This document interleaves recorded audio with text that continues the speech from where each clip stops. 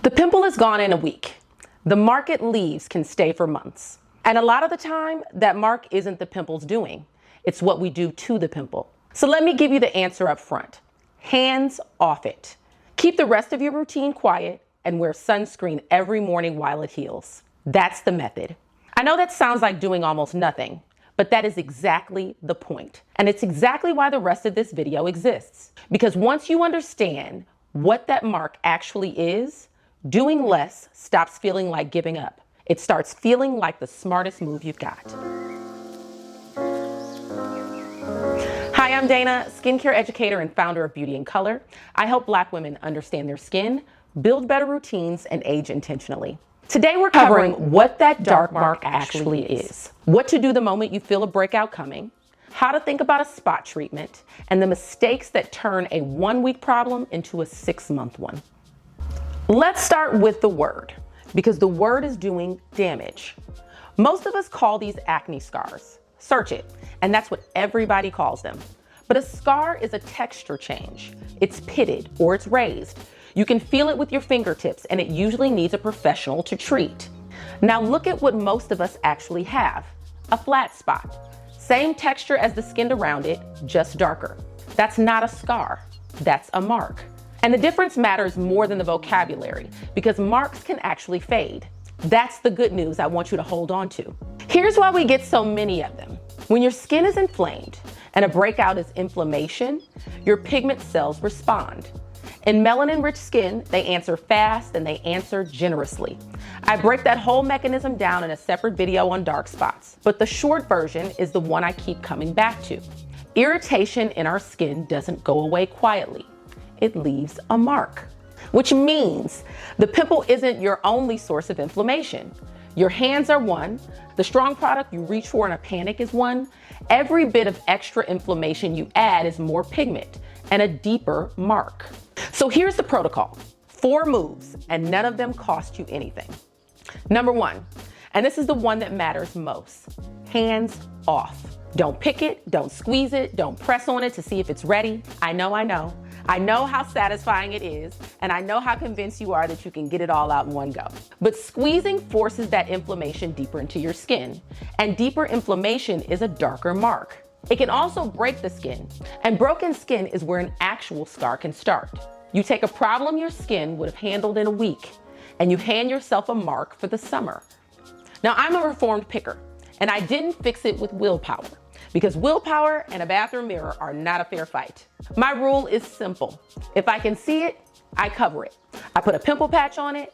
I keep it on during the day, not because the patch is doing something magical, but because it puts a physical barrier between the spot and my fingers. My pimple patches are clear, so nobody's asking what's on my face. That's my rule, and it's the only reason it stuck. Number 2, keep the rest of your routine quiet. A breakout is the worst possible time to start something new. Don't add an active because you're frustrated. Don't layer 3 treatments on one spot. What your skin needs right now is calm and hydration. So keep your gentle cleanser, keep your hydrating layer, keep your moisturizer. If your skin runs dry or reactive like mine does, that hydrating layer is doing more for this mark than anything aggressive would. Number 3, and this one isn't optional. Sunscreen every morning while it heals. That spot is a mark in progress, and sun exposure can make a forming mark darker than it had to be. You can do everything else right and undo it by skipping your sunscreen for a week. If you exfoliate or use actives at night, that goes double. Number 4, let it close. A spot that stays protected and comfortable while it heals tends to do better than one you've picked at or dried out with everything in the cabinet.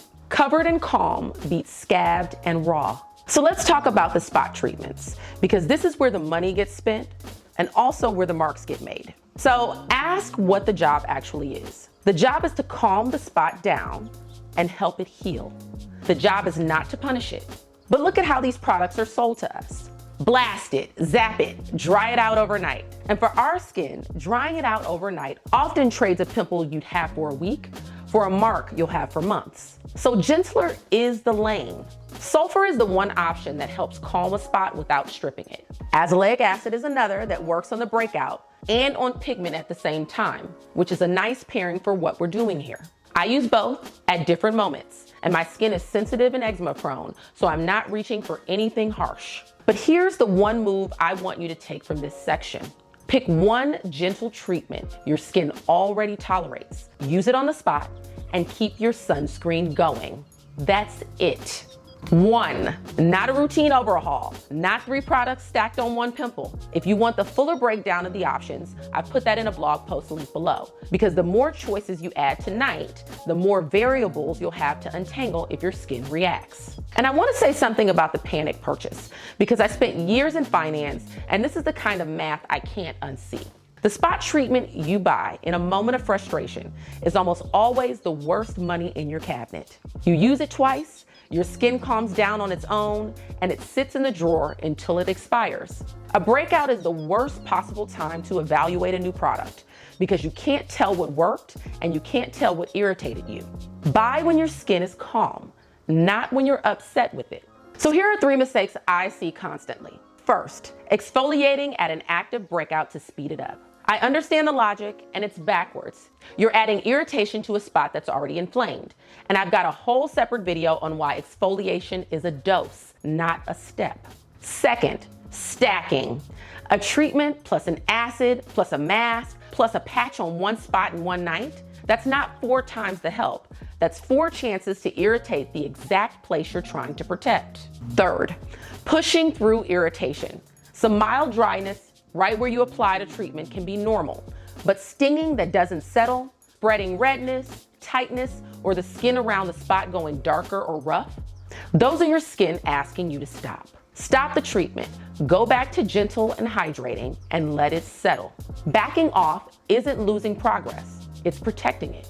And I want to name the line where this stops being a routine conversation. If your routines are deep, painful, cystic, or they keep coming back no matter what you do, that's worth seeing a dermatologist about. And sooner rather than later, because the longer that inflammation runs, the more marks it leaves. Same thing if you got a spot that's changing, raised, itchy, bleeding, or you can't explain it.